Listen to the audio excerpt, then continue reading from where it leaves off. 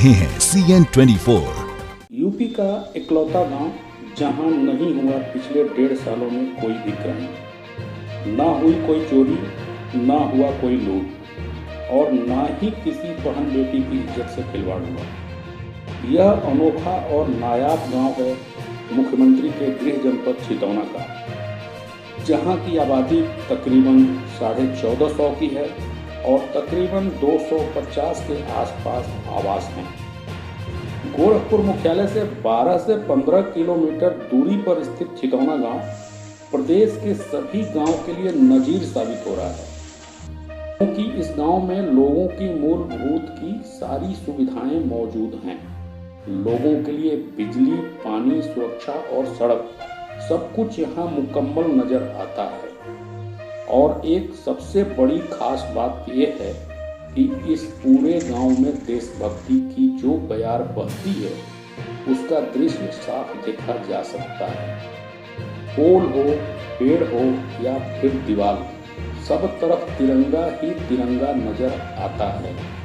साथ ही सुरक्षा के हिसाब से देखा जाए तो यहाँ पर घर घर के बाहर CCTV कैमरे लगे हैं, यानी पूरा गांव CCTV कैमरे की जद में है। और यही वजह है कि पिछले 1.5 सालों से कोई भी अपराध इस गांव में नहीं हुआ है, बल्कि अगल बगल किसी गांव में अपराध होता है तो लोग इस गांव में आकर CCTV की फुटेज से मदद लेते हैं। इस गांव को स्वर्ग बनाने वाले यहाँ के ग्राम प्रधान प्रतिनिधि दिनेश यादव की माने तो वह मुंबई में रहते थे और जब गांव में आए तो उन्होंने राजनीति में कदम रखा और उनका सपना था कि अपने गांव की तस्वीर बदल देंगे और पूरे यूपी में एक नजीर साबित करेंगे, और उन्होंने ऐसा किया भी। आज उनका गांव पूरे प्रदेश में नजीर बनता नजर आ रहा है।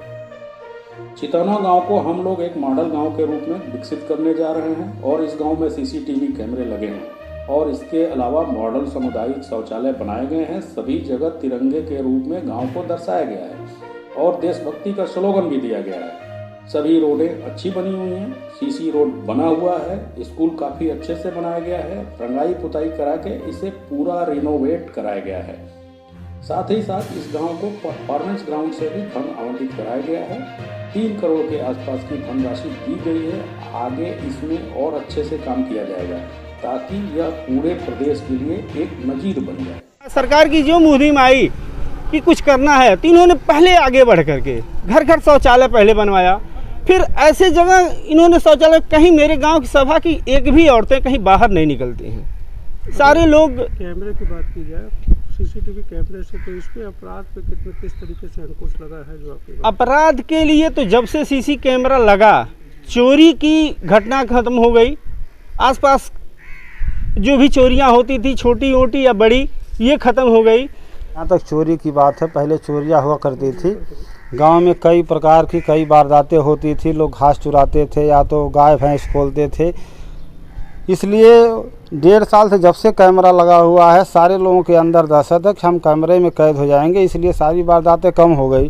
क्योंकि बार बार उसके लिए पंचायतें करना पड़ता था कि चोरी हो रही है तो कौन चुरा के ले गया, उसकी छानबीन करना बहुत भारी काम था।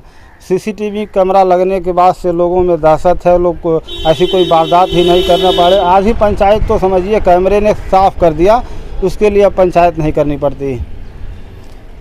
तिरंगे रंग से जो गांव को आपने तिरंगामय कर दिया है, क्या वजह रही इसकी? देखिए सर, आदमी अगर शुरुआत करता है किसी चीज़ का तो उसके स्तर से ही करता है कि अगर हमको आगे ले जाना है, किस स्तर तक पहुंचाना है उसको। जब बारिश, सड़क, नाली और लाइट तक आई, उसके बाद पेंटिंग की बात आई, तो पेंटिंग में हम अपने तिरंगा को ही शान समझे और तिरंगा को ही कलर में लिए और पूरी ग्राम पंचायत में जो भी रंगने लायक चीज़ें हैं, जैसे लाइट हुआ, चाहे बैठने का बैठका है, चाहे बहुत जगह हमारे यहाँ पौधे भी, पेड़ पौधे भी तिरंगा में हो गए हैं, चाहे पानी की टंकी हो, टोटी हो, हैंडपम्प हो, सारे इसको हम एक ही कलर दिए, तिरंगा। क्योंकि तिरंगा भारत की शान है और हमारी भी शान है, हमारे देश की शान है। हाईटेक शौचालय जो आपने बनवाया है, क्या वजह, कैसे दिमाग में आया कि? नहीं, भारत सरकार और उत्तर प्रदेश सरकार की सोच है कि हर गांव में शौचालय बढ़िया बनना चाहिए, इसलिए पूरे जिले क्या पूरे प्रदेश में ये लागू है कि बढ़िया एक सामुदायिक शौचालय बने।